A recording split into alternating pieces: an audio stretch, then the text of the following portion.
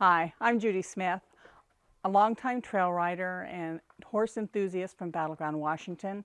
And I'm going to give a little talk here on equipment that's needed when you take your horse on overnight vacations or on the weekends or on vacations. Number one, you need a hay bag.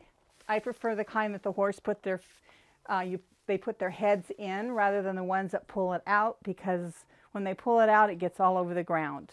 This is a bucket that I use for liniment, for washing them down when we get back in from trail riding. This is just some of the medications, some bute that you need to keep on hand for pain, if something should happen, some veterinary cream, some antiseptic skin cleaner, and some liniment, Probi in case they have a problem with colic, then they have a stomach problem. Some more fly spray, the concentrate, so you can mix up some of your own in case you run out.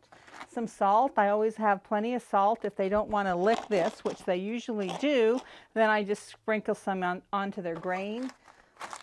A waterproof blanket for the light sheet for in the real warm evenings, and then a heavier waterproof sheet than in the fall. This is a shower. If you don't have, it's a portable shower that folds out. It holds, I think, 6 gallons of water. It's really neat on a hot day. Come in, take your shower. This is my OK Corral kit, and it's actually a portable electric fence that can be set up if you don't come into a camp that already has corrals or high lines. Water bucket, a grain pan. This is my kit that I keep my highline stuff in.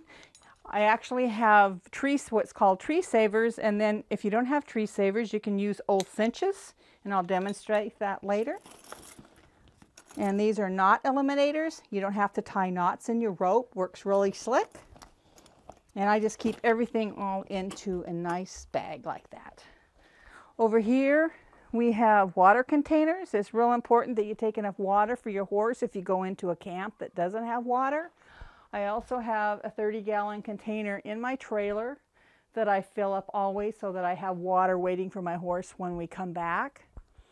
It's very important to take wheelbarrows. When I go on a long trip and my trailer's fully packed, I take the little collapsible one. They're real inexpensive. They're right around $30.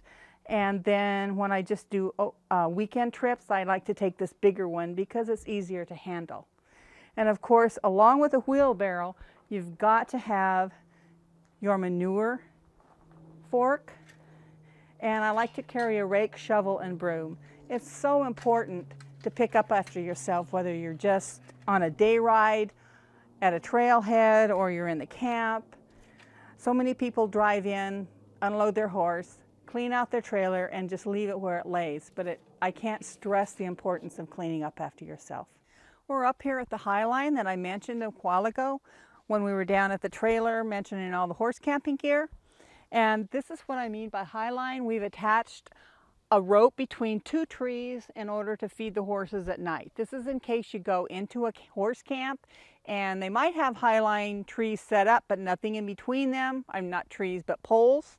Or if you go into a dispersed camping place, and by that I mean that there's no facilities at all, and you find 2 nice trees and you can set this up. You just have a cotton rope and what we call tree savers, or the cinches like I showed a minute ago. And you attach those around the trees, tie your rope off, and then tighten it as much as you can down at the other end. I like to use this kind of a feed bag. There's not near as much hay wastage. And while I'm talking about hay, make sure you bring weed seed free hay to all Forest Service, BLM, Department of Natural Resources, and all grasslands parks. As of January of this year, weed seed free hay is demanded, and they are checking for it.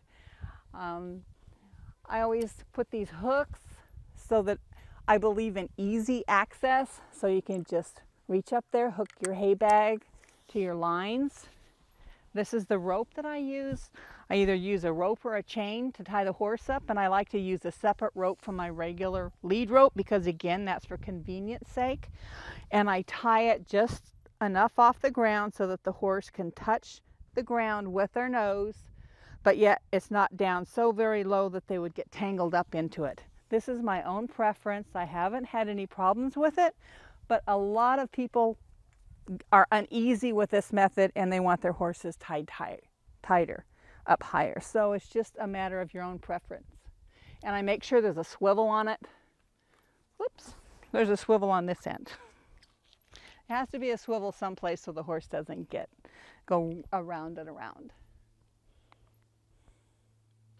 A quick suggestion, if you have a horse that does like to chew on lead ropes or chew on anything, I just fixed this tie out of a chain. It's on the swivel. It's just like a lead rope. It's on an emergency snap, so if he gets in trouble, you can go ahead and quick release him, and he can't chew it in two.